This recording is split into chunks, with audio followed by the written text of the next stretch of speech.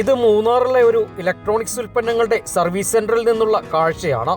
മെക്കാനിക്കിന് നിന്ന് തിരിയാൻ സമയമില്ല. കൂടുതലായും ഇപ്പോൾ സർവീസിനെത്തുന്നത് ഇൻഡക്ഷൻ കുക്കറുകൾ.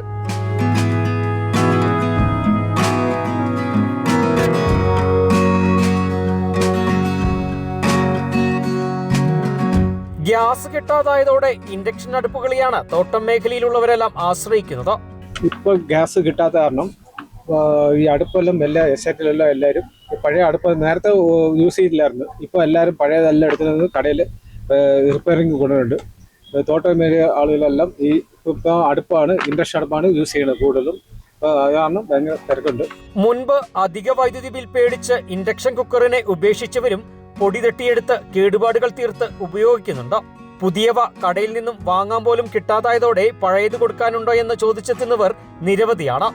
கேஸு கிடைக்கிறது பயங்கர டிமாண்டாக இருக்குது. அதனால ஆட்கள் எல்லாம் இண்டக்ஷன் குக்கரை கொண்டு வந்து நல்லா சரியாக்கி அதில் சமையல் ஆக்கணும்னு சொல்லி எல்லாம் கொண்டு வராங்க. இப்போ கேஸ் புக் பண்ணாலும் உடனே கிடைக்கிறது இல்லை. 2 മാസം 3 മാസം ആകുது. ഭയങ്കര ഡിമാൻഡാണ് இருக்குது.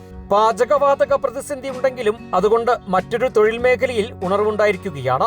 ഗ്യാസിന്റെ ലഭ്യതക്കുറവും വിലവർദ്ധനവുമെല്ലാം തന്നെ ആളുകളെ ഗ്യാസിൽ നിന്ന് പിന്തിരിപ്പിച്ചിരിക്കുകയാണ്. അതുകൊണ്ട് തന്നെ ഇൻഡക്ഷൻ കുക്കർ നന്നാക്കുന്ന ആളുകൾ ഇപ്പോൾ വലിയ തിരക്കിലാണ്. ക്യാമറമാൻ എ പി രാജയ്ക്കൊപ്പം ബിനീഷ് ആന്റണി, കേരള വിഷൻ ന്യൂസ്, ഇടുക്കി.